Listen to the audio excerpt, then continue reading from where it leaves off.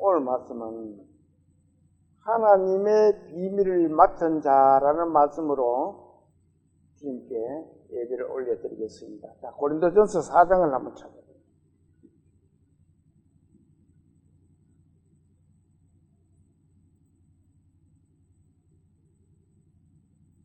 (266페이지입니다) 찾았으면은 4장 1절에서 2절을 마음을 모아서 같이 봉독을 합니다. 자, 시작. 사람이 마땅히 우리를 그리스도의 일꾼이요 하나님의 비밀을 맡은 자로 여길지어다. 그리고 맡은 자들에게 구할 것은 충성이니라. 아멘. 기도드리겠습니다. 하나님 아버지, 한 주 동안 각처에서 주님을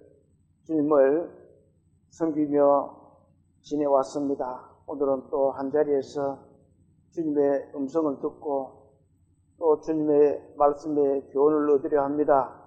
주님, 저희들의 마음밭을 잘 갈아주셔서 주님의 말씀을 깊이 새길 수 있도록 주님 도와주시고 이끌어 주시옵소서.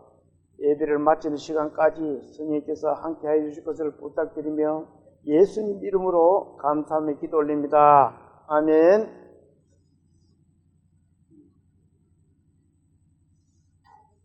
사람이 세상에 우리가 살아가잖아요. 그러면 각자가 맡아서 하는 일들이 있습니다.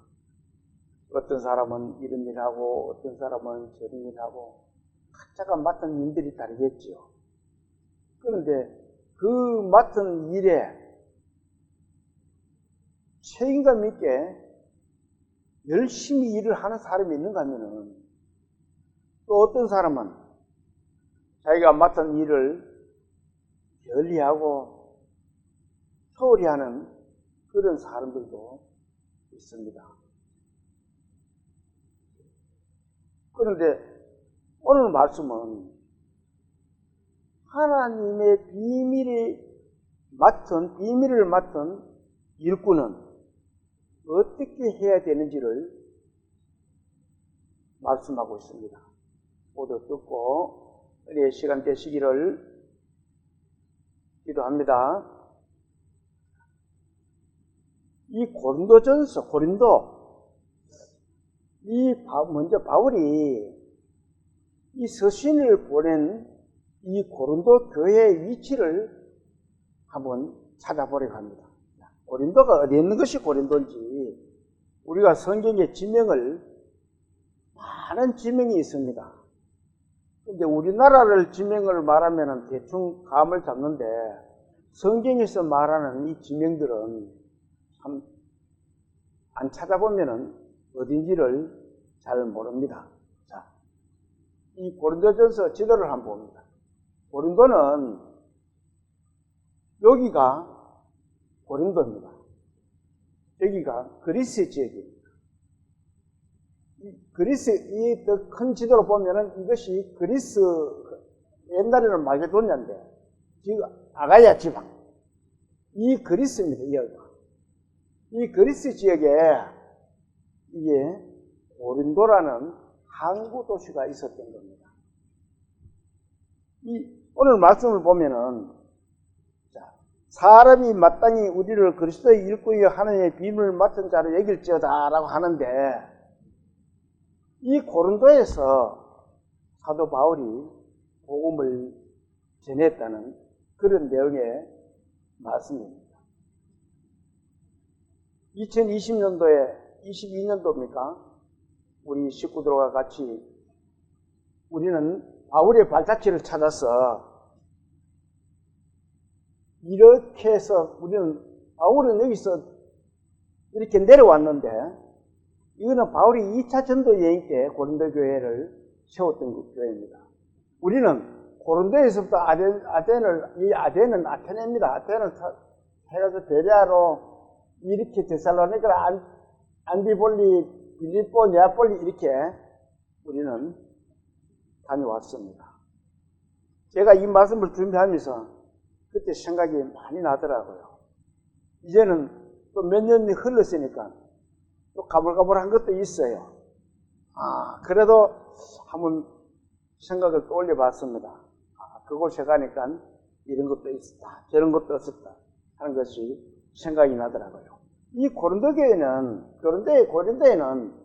이렇게 고린도 운하가 있습니다. 아까 이 그림을 보면은 이 운하는 이렇게 여기에 있는 운하입니다. 이 배를 이렇게 둘러서 다니려 그러면은 거리가 멀어서 기름값이라든지 많은 불편들을 느끼겠죠. 그래서 이렇게 가깝게 이렇게 건널 수 있도록 만들어졌습니다. 여기가 고린도 운하가 있습니다. 그래서 우리가 이 고린도 운하도 한번 가봤습니다. 이 고린도 운하를 보면 이래요. 이렇게 생겼습니다. 우리는 이 다리에서 잠깐 내려서 그때 이렇게 사진을 찍었습니다. 저도 여기서 사진을 찍었어요. 여기 운하를 보고. 이 말씀을 준비를 하면서 보니까 그때 그 갔던 고린도가 생각이 났습니다.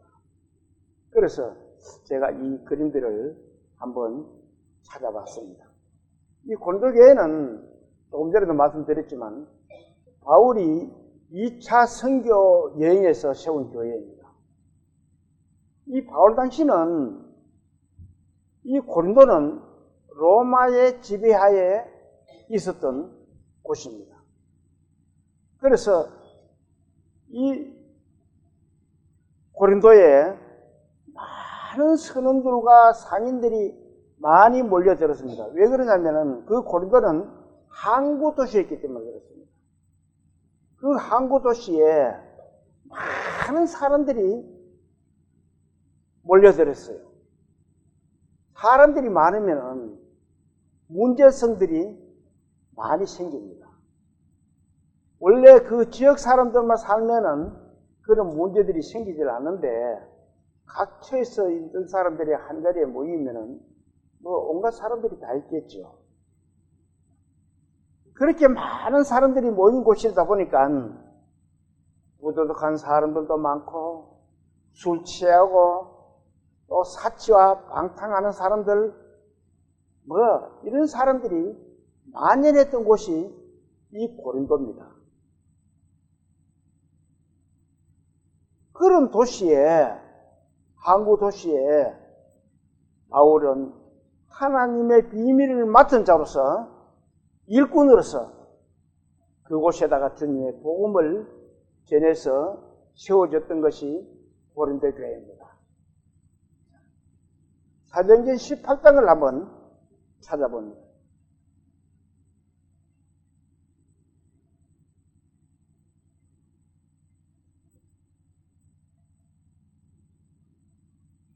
찾았으면 1절에서 3절까지를 같이 봉독을 합니다.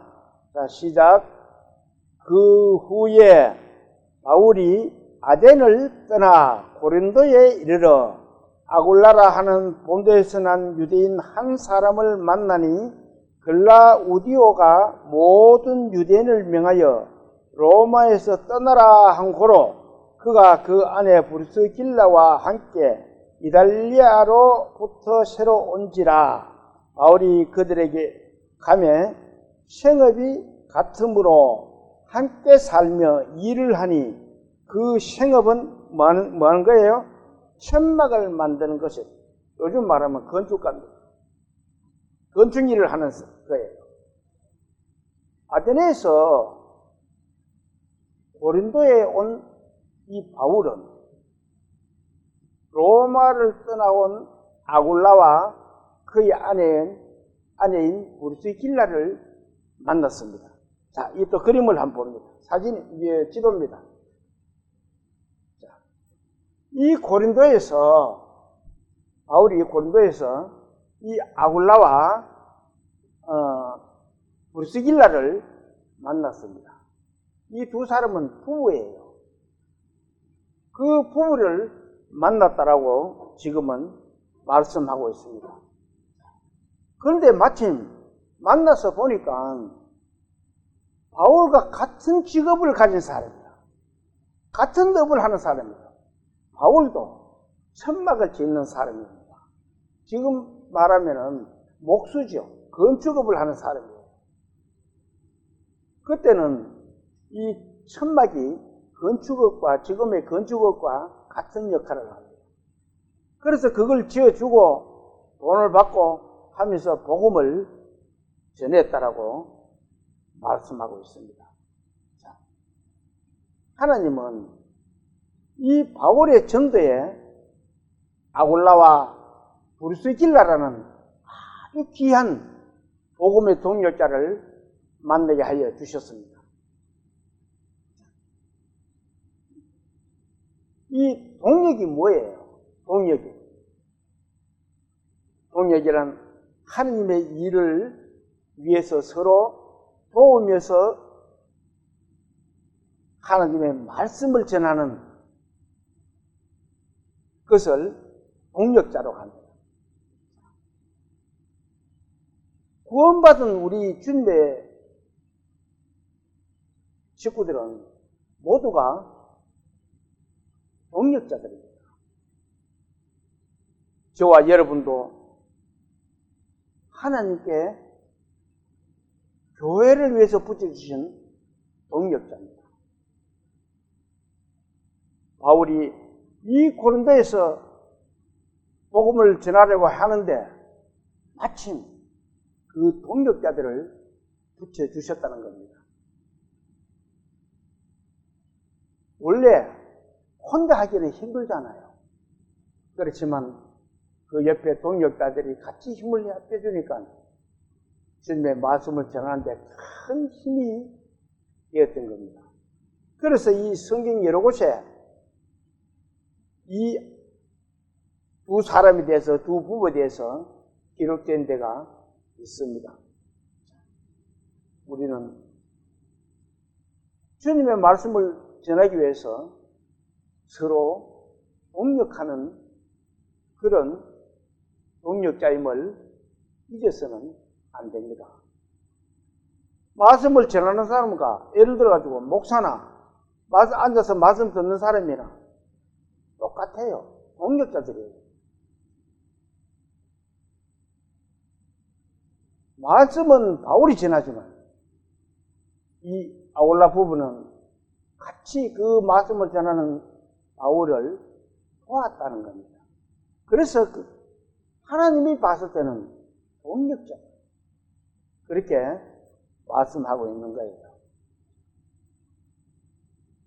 저와 여러분들 같은 동역자임을 잊어서는 안 된다는 것을 우리에게 교훈을 하고 있는 겁니다.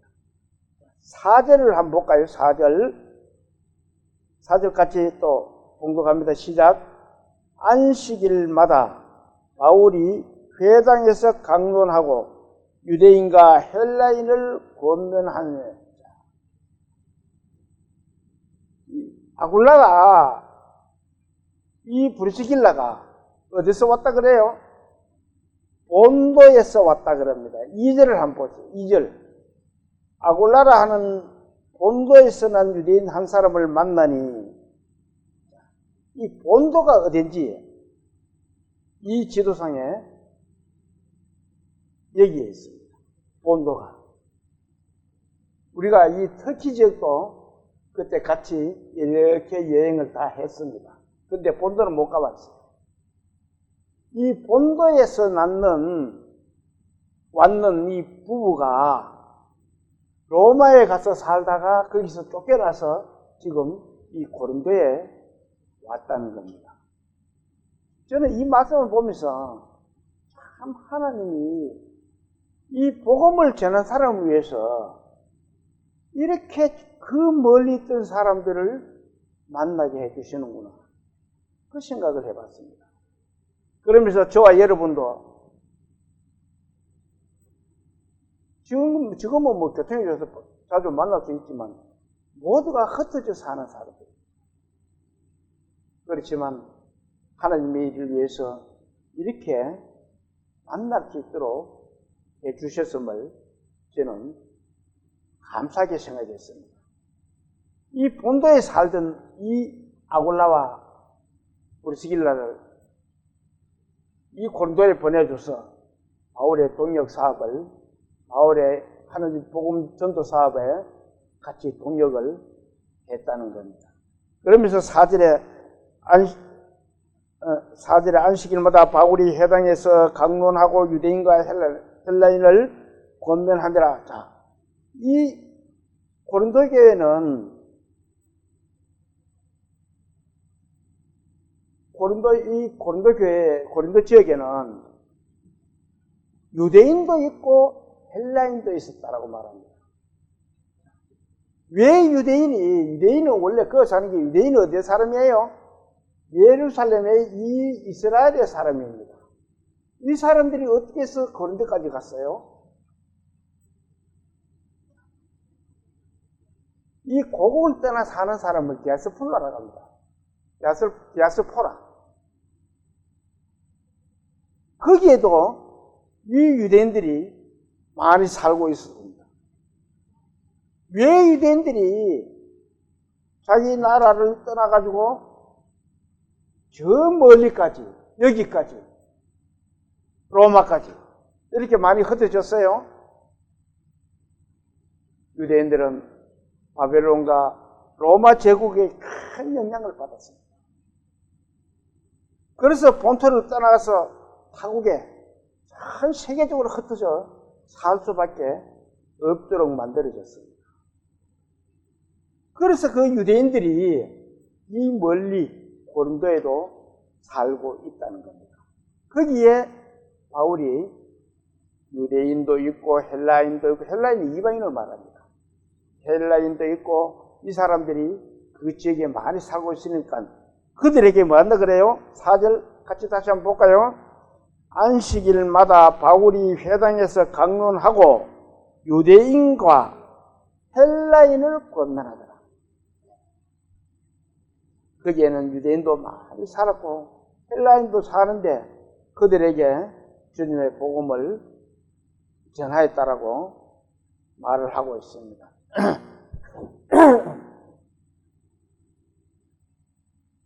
11절을 한번 봅니다.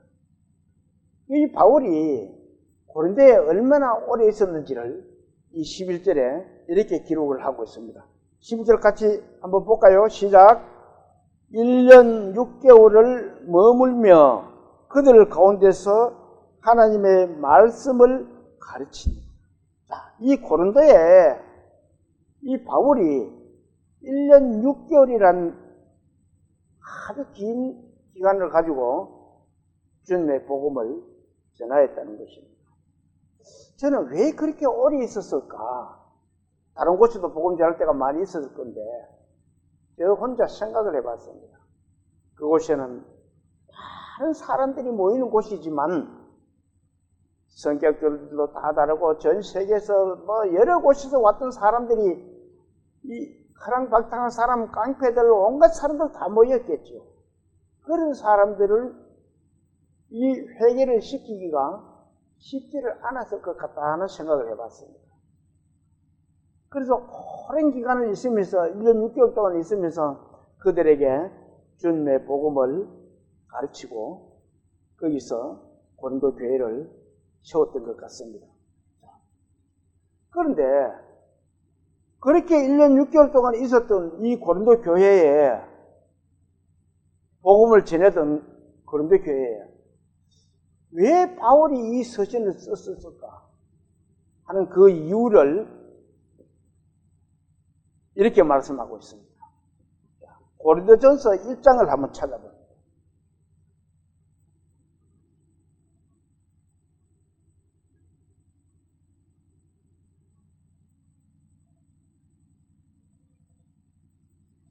(1장) 찾았으면은 10절에서 11절을 같이 한번 봉독을 합니다. 시작. 형제들아, 내가 우리 주 예수 그리스도의 이름으로 너희를 권하노니 모두가 같은 말을 하고 너희 가운데 분쟁이 없이 같은 마음과 같은 뜻으로 온전히 합하라. 내 형제들아, 글로의 집 편으로 너희에 대한 말이 내게 들리니 곧 너희 가운데 분쟁이 있다는 것이라.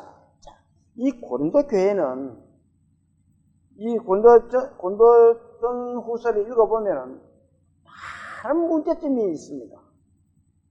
그 중에 고린도 교회에 분쟁이 있다. 그걸 누구한테 들었느냐? 내 형제들아, 글로의 집 편으로, 글로에라는 그 교회 성도 같아요. 그 글로의 집을 통해서 교회인지 어떤지 그거는 사실 잘 모르겠습니다. 그 사람을 통해서 고린도에 대한 소식을 들었다는 겁니다. 그 소식이 뭐예요? 고린도 교회에 분쟁이 생겼다. 그런 소식을 들은 거예요. 그 분쟁의 요인이 무엇인지 12절부터 13절까지를 또 같이 한번 공독을 합니다. 왜 어떤 분쟁이 있었는지를 이렇게 기록하고 있습니다. 자, 시작. 내가 이것을 말하거니와 너희가 각각 이르되 나는 바울에게, 나는 아볼로에게, 나는 게바에게, 나는 그리스도에게 속한 자라 한다는 것이니 그리스도께서 어찌 나뉘었느냐? 너희를 위하여 십자가에 못 박혔으며 바울이 이름으로 너희가 세례를 받았느냐?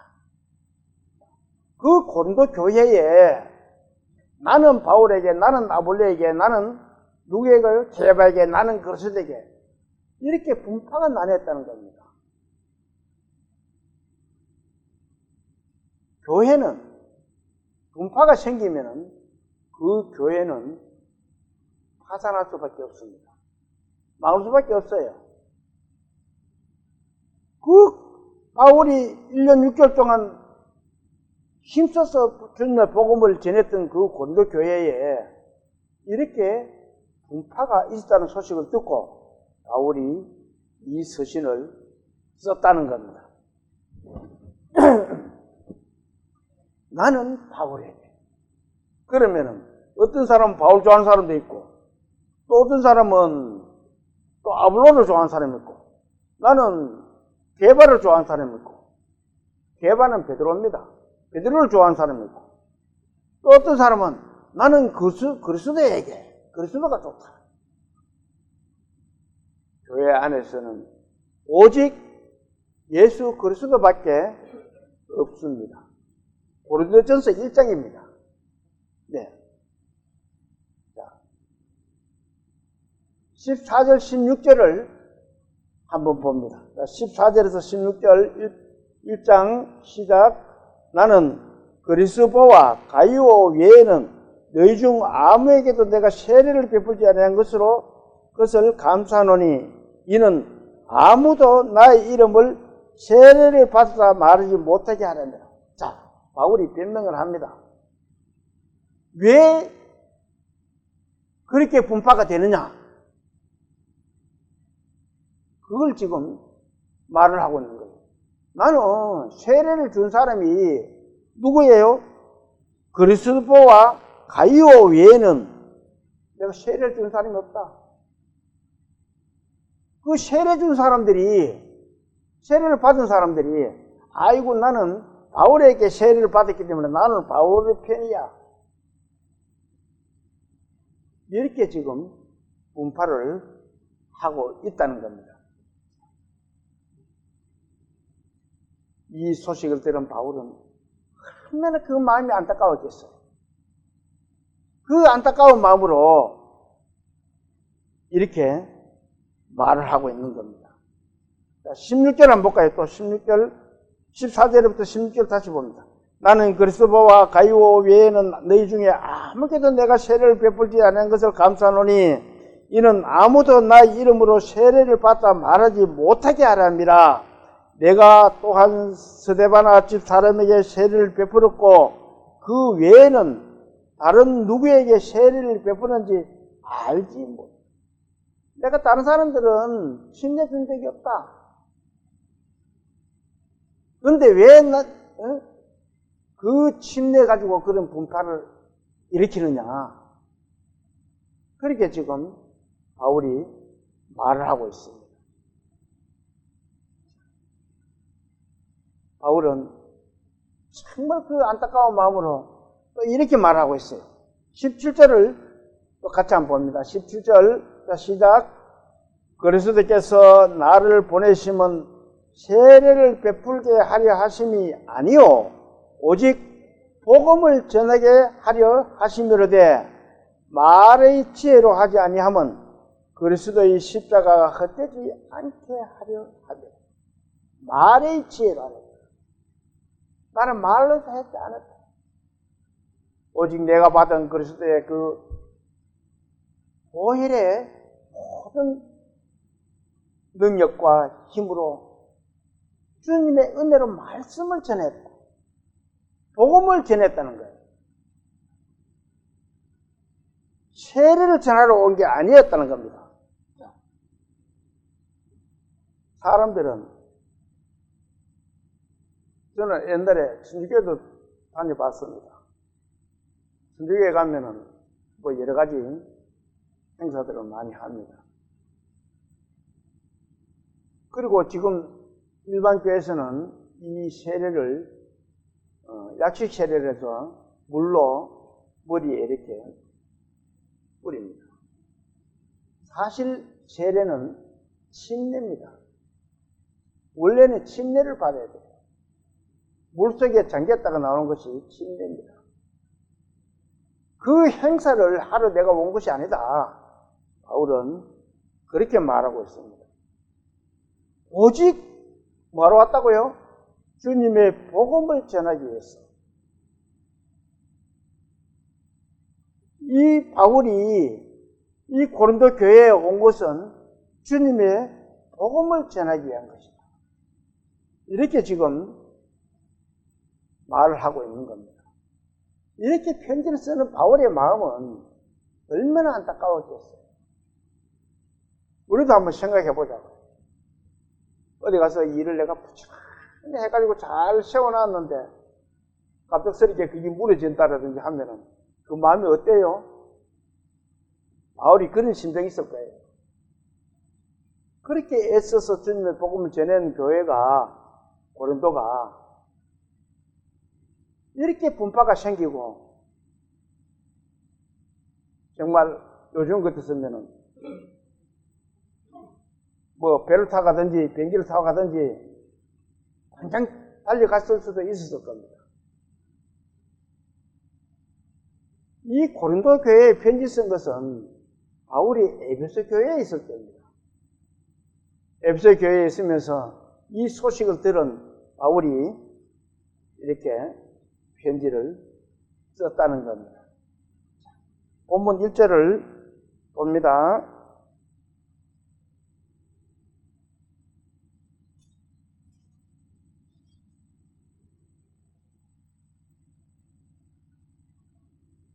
사람이 마땅히 우리를 그리스도의 일꾼이요. 사람이 우리를 그리스도의 일꾼이요 라고 바울은 말을 하고 있습니다. 일꾼이 뭐예요? 일꾼 뭐 말하는 말에 일하는 사람을 일꾼이라 그러죠. 옛날에 우리 시골에 살 때는 뭐 가난한 집에는 일꾼들이 없었습니다. 그런데 부잣집에는 어때요? 일꾼들이 2사람 있는데도 있고 뭐 1사람 있는데도 있고 많은 집에는 3사람 있는데도 있습니다. 꼴모숨 하면서 꼴맛 뜯는 소 먹이고 꼴맛 뜯는 사람도 있었고 상머슴, 중머슴 뭐 이렇게 또 나라가 있었어요. 그런데 일꾼이 자기 일을 해야 될 일을 하지 않으면 어떻게 돼요? 뭐 보나마나 그 집에서 쫓겨나기나, 아 너는 일을 못하니까 안 돼, 게을러서 안 돼, 못 써. 안 그러면은 정해진 이 품삯을 너는 일하는 거 보니까 그래서 안 돼. 해서 반을 준다라든지 이렇게 하겠지. 일꾼이라는 것은 그 집에 고용이 되는 겁니다. 열심히 해야 돼요. 바울은 이 주님의 일꾼이라고 말을 하고 있습니다. 이 고린도 교회 사람들은, 교회들은 이 바울을 무시하는 경향도 많이 있었던 것 같습니다. 그래서 바울이 우리는 그리스도의 일꾼이다, 이렇게 그 고린도 교회에 강조를 하고 있는 거예요. 나는 그리스도의 일꾼이라는 거예요. 그리고 또 이렇게 말을 합니다. 사람이 마땅히 우리를 그리스도의 일꾼이요, 뭐라고요? 같이 한번 읽어볼까요? 하나님의 비밀을 맡은 자로 여길지어다. 하나님의 비밀을 맡은 자로 여길지어다. 여길지어다. 여길지어다라는 것이 뭐예요? 우리가 그리스도 교인들에게 하나님의 비밀을 맡은 자니 너희들이 그렇게 생각하라는 겁니다. 즉 바울은 고린도 교인들에게 자기와 동료 교역자들은 사람에게 속하지 않고 하나님에게 속한 일꾼이고 청직이라는 것을 그들에게 이 편지로 강조를 하고 있는 거예요. 그 말은 뭐예요? 내가 하나님의 일꾼이고 청직이니까, 내가 하나님의 말씀을 전하는 사람이니까 내 말을 듣고 믿으라는 거예요. 바울이 맡은 하나님의 비밀을 에베소에는 이렇게 기록하고 있습니다. 에베소 6장 19절을 한번. 또 나를 위하여 구할 것은 내게 말씀을 주사 나로 입을 벌려 뭐라고요? 복음의 비밀을 담대히 알리게 하옵소서. 이 말씀 보면 하나님의 비밀을 맡은 자로 여길지어다 하는 하나님의 비밀이 복음을 말을 하고 있습니다. 복음의 비밀을 담대히 알리게 하옵소서, 이렇게 말하고 있는 거예요. 그러면서 바울은 비밀이신 그리스도를 또 이렇게 소개를 하고 있습니다. 디모데전서 3장 16절에 있는 말씀입니다. 같이 한번 읽어볼까요? 그도다 경건의 뭐라고요? 비밀이여. 비밀이 경건하다는 거예요. 그렇지 않다 하는 이도 없다. 없도다. 그는 육신으로 나타난 바 되시고 영으로 어렵다 하심을 받으시고 천사들에게 보이시고 만국에서 전파되시고 세상에서 믿음 바 되시고 영광 가운데서 올려지셨느니라. 요 짧은 내용 속에 예수님의 모든 것이 다 함축되어 있습니다. 육신으로 오신 것부터 승천하시기까지 모든 내용을 함축시켜서 일목요연하게 지금 우리에게 보여주고 있습니다. 경건의 비밀을 그렇지 않다 하는 이가 없도다. 그는 어디로 왔다고요? 육신으로 왔어. 그리고는 나타난 바 되시고 영으로 어렵다 하심을 받으시고 천사들에게 보이시고 만국에서 전파되시고 세상에서 믿음 바 되시고 영광 가운데서 올려가는 것까지 다 이 내용, 요 네 짧은 내용 속에 예수님에 대한 내용이 다 들어있는 겁니다. 골로새서 1장에는 또 이렇게 기록하고 있습니다. 골로새서 1장을 한번 찾아봅니다. 324페이지.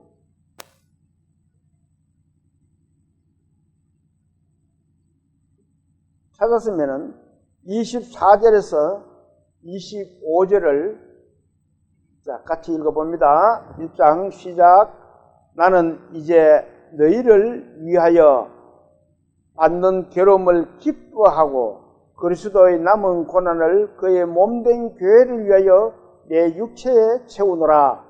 내가 교회의 일꾼 된 것은 하나님이 너희를 위하여 내게 주신 직분을 따라 하나님의 말씀을 이루려 함이니라. 바울이 일꾼 된 것을 기뻐한다고 합니다.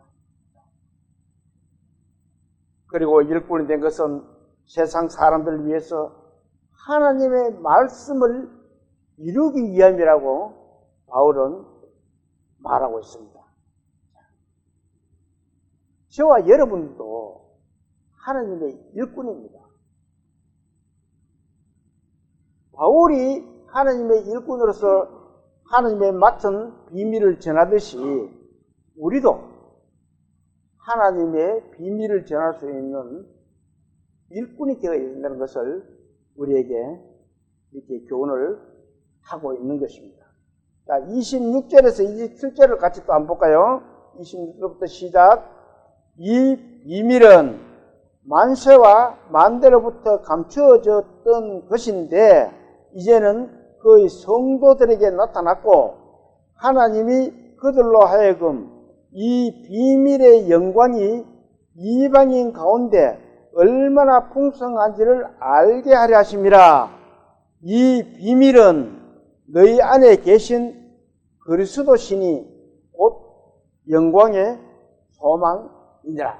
자, 이 비밀이 누구예요? 이 비밀이 누구라 그래요? 이 비밀은 너희 안에 계신 그리스도 신.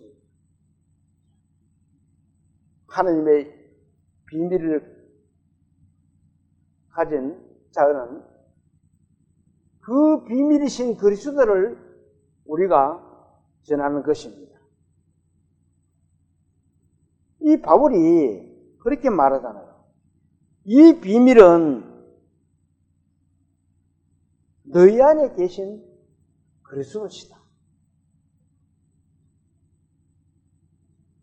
비밀이시고 영광의 소망이신 그리스도께서 세상에 오셨지만 세상은 그리스도를 알지 못하였습니다. 그래서 바울이 비밀이신 주님을 전파하기 위해서 각 사람을 권하고 가르치고 힘을 다하여 수고한다라고 말을 하고 있는 겁니다. 29절을 한번 볼까요? 29절 시작. 이를 위하여 나도 내 속에서 능력으로 역사하시는 이의 역사를 따라 어떻게 해요? 힘을 다하여 수고한다. 이 말씀을 보면은 우리는 복음을 전하는데 힘을 다해야 돼요. 그렇지 않으면은 이 성경 말씀이 왜 써져 있어요? 우리에게 교훈을 주기 위해서 이 성경 말씀을 우리에게 주신 겁니다. 하나님. 너희가 이 비밀인 예수 그리스도를 전하는 것은 힘을 다해서 수고를 해야 돼요. 가만히 앉아서 예수 전하겠다 말로만 해가지고는 안 된다는 겁니다. 그렇게 해야만 하나님의 일을 제대로 할 수 있는 그런 믿음의 그리스도인들이 된다는 것을 지금 말하고 있습니다. 그런데 예수님은 비밀의 말씀을 세상에 전파할 책임을 예수를 믿은 사람들에게 다 부여를 했습니다. 예수 믿지 않는 사람에게 어떻게 예수를 전해요? 예수 믿은 사람들은 모두 하나님의 예수님의 제자가 되는 겁니다. 그래서 너희는 이렇게 하라고 마태복음에 기록되어 있습니다. 마태복음 28장을 한번 찾아보세요. 52페이지 28장 19절에서 20절까지를 봅니다. 52페이지 28장 19절 시작. 그러므로 너희는 가서 모든 민족을 제자로 삼아 아버지와 아들과 성령의 이름으로 세례를 베풀고 내가 너에게 분부한 모든 것을 가르쳐 지키게 하라. 볼지어다 내가 세상 끝날까지 너희와 항상 함께 있으리라 하십니다. 자, 너희는 내가 너에게 분부한 모든 것을 어떻게 하라고요? 가르쳐 지키게 하라. 그러면 그 가르치고 지키고 가르치고 할 때 하는데 내가 끝까지 너희를 지켜주겠다. 예수님이 그렇게 말씀하시면서 우리에게 복음 전파를 하라고 지금 우리에게 명령을 하고 있는 거예요.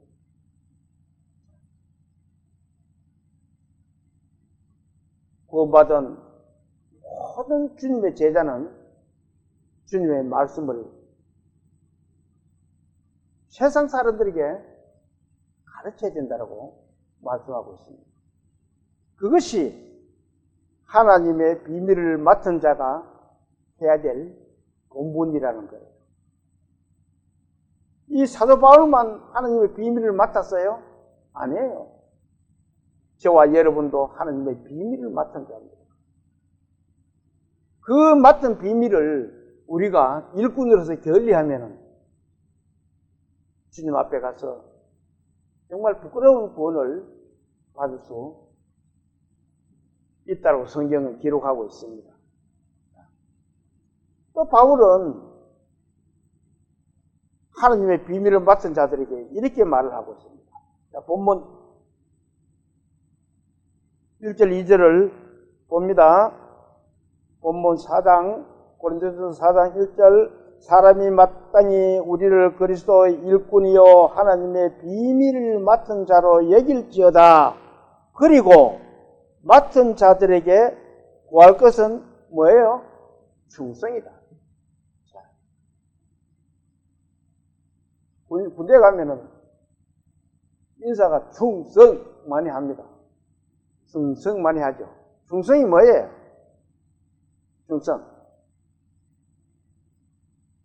충성은 이 자기에게 주어진 일들을 충실히 하겠다는 겁니다. 충실히 하는 것을 충성입니다. 여기서 말하는 이 충성은 맡은 자, 그리고 맡은 자들에게 하자. 이 맡은 자들이 뭐예요? 이 맡은 자들은 것은 한 가정으로 치면은 관리인이나 청지기를 말합니다. 하나님의 비밀을 맡은 자는 하나님의 자녀로서의 할 일들을 청지기 역할을 해야 된다는 겁니다. 이 관리인이나 청지기가 되면은 주인의 모든 것을 책임을 맡아서 관리를 하게 되어 있습니다. 어떤 부잣집에 청지기가 있습니다. 그러면은 그 주인이 청지기에게 맡깁니다. 그러고는 나중에 어떻게 해요? 네 했는 일들 청지기로서 옳게 했는지 한번 가져와봐라. 보고 아 잘했네. 잘못했으면은 혼나야 되겠죠. 이 비밀을 맡은 바울, 이 비밀을 맡은 저와 여러분은 이 관리인이나 청지기 역할을 충실히 하여야 된다는 겁니다. 그런데 이 청지기는 주인한테 신실한 자로 인정을 받아야 됩니다. 이 청지기가 제대로 하지 못하면은 주인에게 거짓말이나 하고 잘못하면은 주인이 어떻게 하겠어요? 열리하고 잘못하면 혼나겠죠. 쫓겨나기는.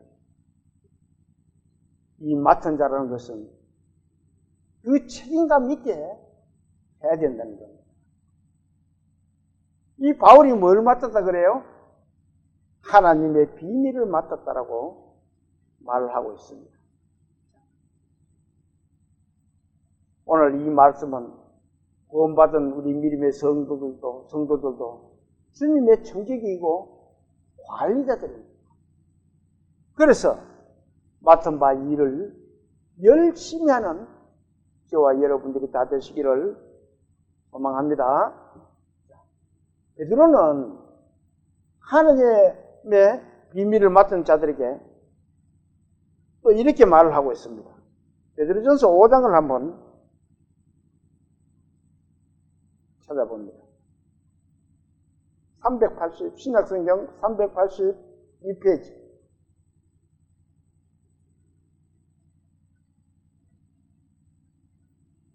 382페이지. 베드로전서 5장 1절에서 3절을 같이 한번 봉독을 합니다. 자, 시작.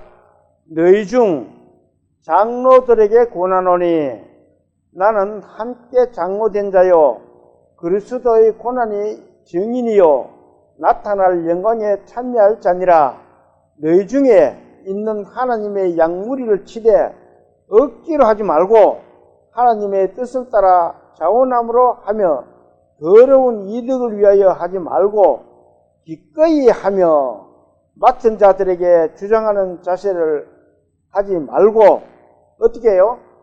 양무리의 본이 되라. 이 맡은 자들은 더러운 이득을 위하여도 해서는 안 된다는 겁니다. 그리고 맡은 자들의 자세는 양무리의 본이 되어야 된다라고 말을 하고 있습니다. 하나님의 백성이 된 사람들은 세상 사람들에게 욕먹는 일을 하면 안 돼요.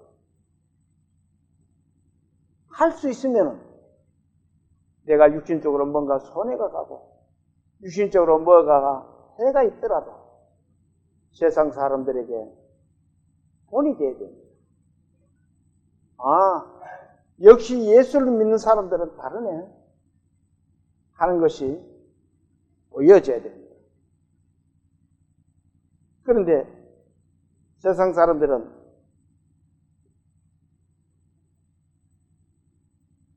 예수 믿는 사람들을 보면은 어떻게 해요? 이 사람 요즘은 뭐 그런 사람도 잘 없습니다. 옛날에는 우리 예수 믿는다 할 때는 저 예수쟁이 이런 말들을 많이 했어요. 그렇지만 우리는 그런 것들을 참고 그 사람들에게 이 주님의 복음을 전해야 됩니다.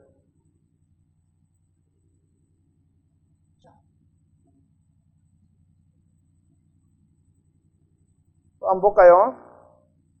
4절을 한번 우리가 본이 되고 그렇게 하면 어떻게 된다고 하시는지 4절 같이 한번 볼까요?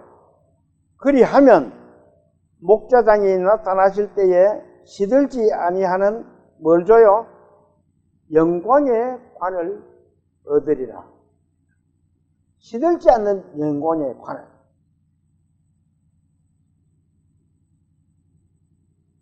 베드로가 이 말씀을 기록할 때는 옛날에 이 운동 경기들이 많이 있었습니다. 그러면 그 경기에 우승을 한 사람들에게 뭘 씌워줬어요? 월계관을 씌워줬습니다. 영광의 관 월계관을 씌워줬어요. 우리나라 손기정 선수도 옛날에 마라톤에서 1등을 해가지고 그 머리에 월계관을 쓸 수가 있었습니다. 월계관을 월계잎으로 이래 엮어 만드는 거예요.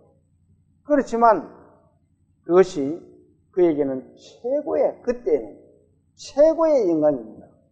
그런데 그 월계잎으로 만들면 어떻게 돼요? 시들어버려요. 말라버리고. 그런데 이 베드로가 말하는 이 월계관은 어떤 월계관인지 4절 다시 한번 읽어볼까요? 그리하면 목자장이 나타나실 때에 시들지 아니하는 영광의 관을 시들지 아니하는 영광의 관을 얻는다라고 말을 하고 있습니다.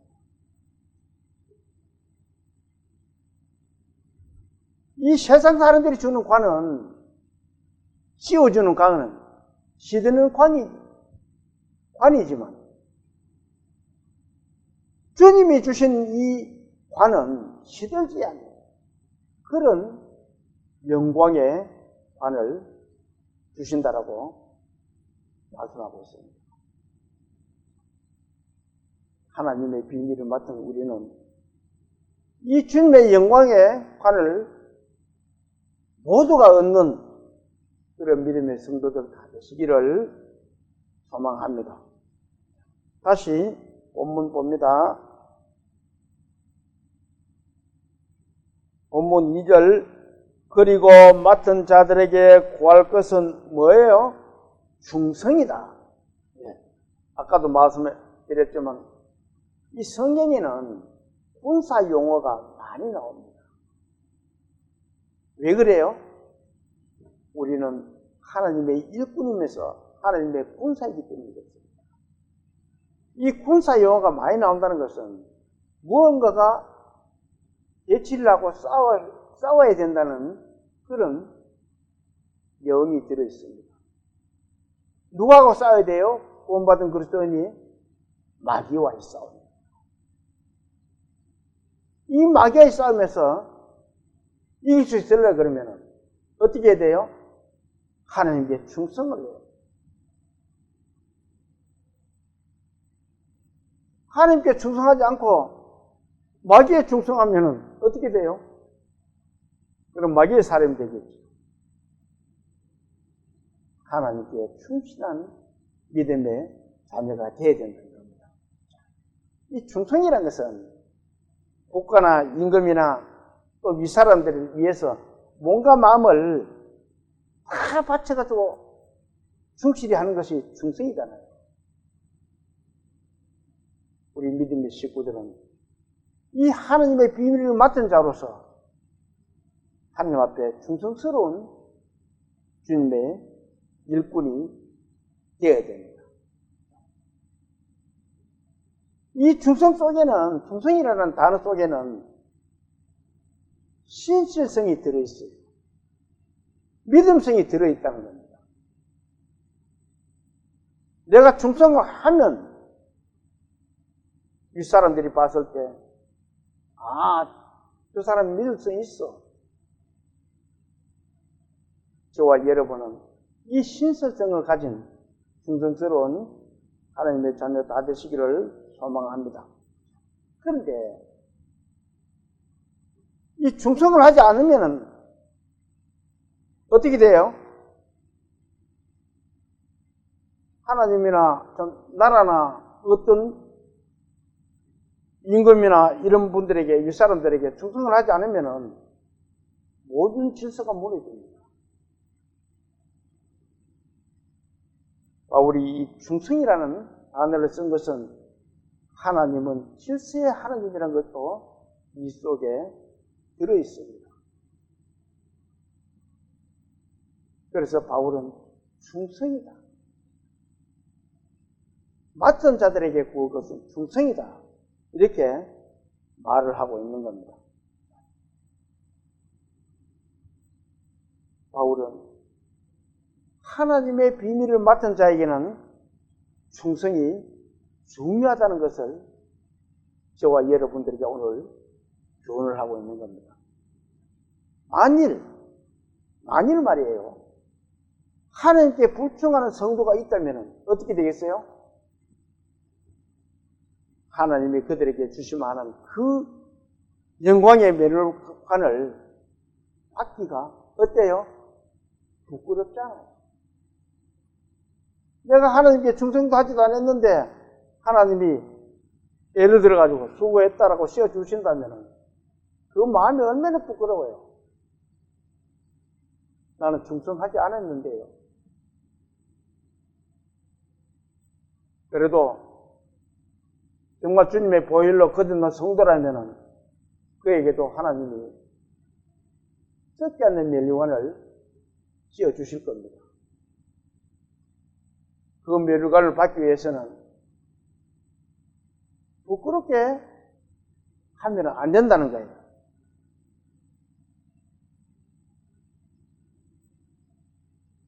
우리 믿음의 성도들은 주님의 비밀인 이 복음 전함을 맡은 자로서 충성을 다하는 저와 여러분들이 다 되시기를 소망하면서 오늘 오전 예배를 마치겠습니다. 다시 기도드릴게요.